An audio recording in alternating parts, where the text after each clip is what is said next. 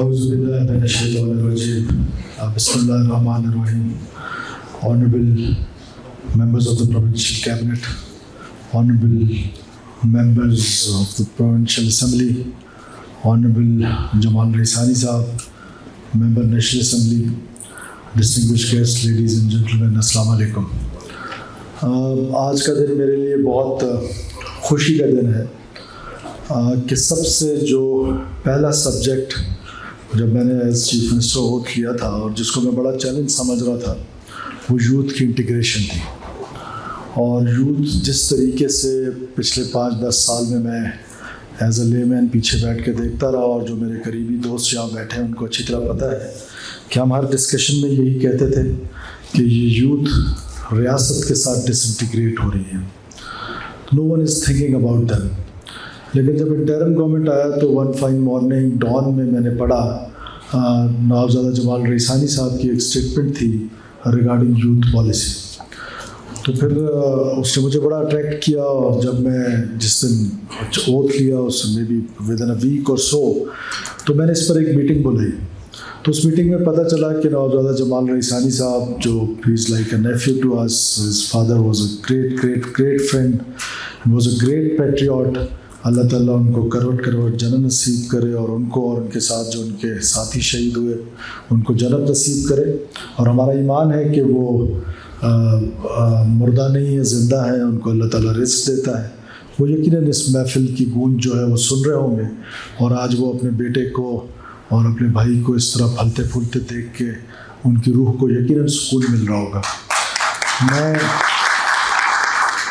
Normally तो ये होता है कि लोग क्रेडिट के चक्कर में पुराने जिन लोगों ने काम किया होता है, कोई अच्छा काम किया होता है, उनके काम से कीड़े निकालते हैं, उनको फारिग कर देते हैं। लेकिन हमने ये सोचा कि नहीं, जिस शख्स ने ये इनिशिएटिव लिया था he will be part and parcel of this whole process. Since that day हमने जितनी मीटिंग्स की उसमें जमाल का इनपुट आता रहा और जमाल ने इस पर बड़ी मेहनत की।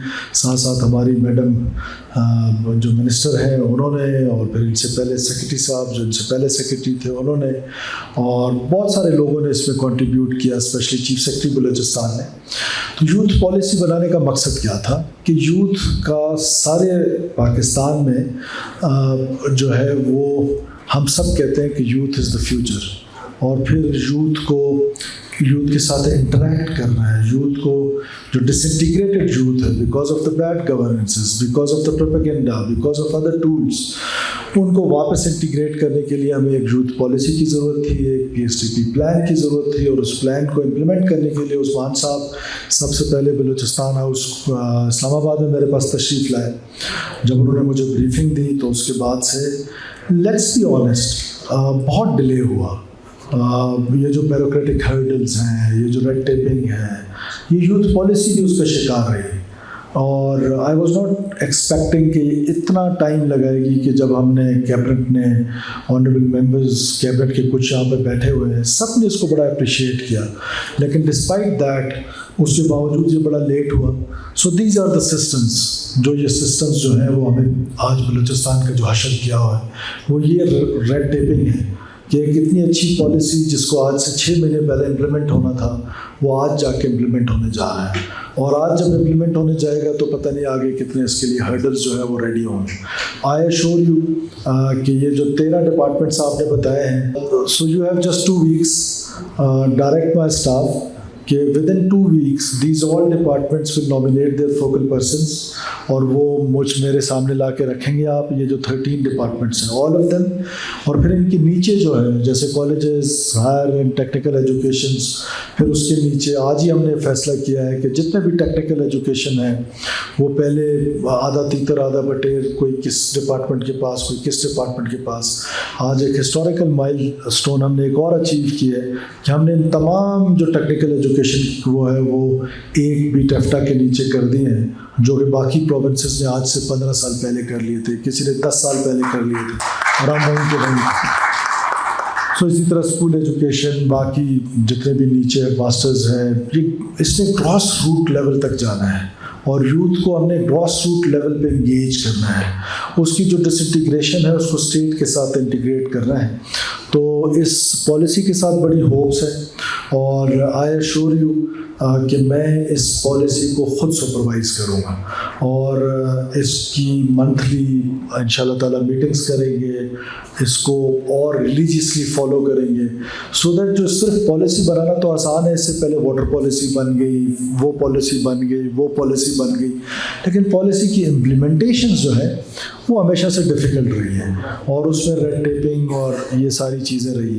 तो मैं मीना साहिबा को ये डायरेक्ट करता हूँ और जमाल साहब को ये डायरेक्ट करता हूँ कि though you don't have any role in government capacity but you have a role as a youth, as an icon of youth, as a role model of many, so you will be part and parcel of this whole process until unless I am here. तो on my behalf you will be looking after everything. Minister साहिबा आप देख रही होंगी, हम किसी सूरत में भी अपनी पॉलिसी को गुम नहीं होने देंगे, ज़ाया नहीं होने देंगे। ये जो मेहनत है इस PSDP में आपको जितने फंड्स की रिक्वायरमेंट है वो मेरे साथ आजकल में शेयर कर लीजिएगा, बिकॉज हम आजकल में इसको फाइनल करने लगे हैं अपने बजट को, सो दैट हम इसको बजट कर लें और अगले साल हम इसकी इम्प्लीमेंटेशन में बड़ी तेज़ी के साथ जाएँ। In the end I would like to thanks all those who participated, जिन्होंने मेहनत की है और दिन रात इस पॉलिसी को बनाने में, फिर आज का फंक्शन अरेंज करने में। And with due apologies to you because you have prepared yourself with a language जो कि सुप्रीम कोर्ट ने बड़ी सख्ती से कहा हुआ है अनटिल अनलेस कोई फॉरेन डेलीगेट्स बैठे हुए हों तो थोड़ी बहुत अंग्रेज़ी बंदा बोल ही लेता है, अदरवाइज़ मेरा ख्याल है बलूचिस्तान के लोगों को हमें नेशनल लैंग्वेज पे बात करनी चाहिए तब उनको बात समझ आ जाए। तो thank you so very much, I once again thank you all for patience hearing. Pakistan हमेशा जिंदाबाद।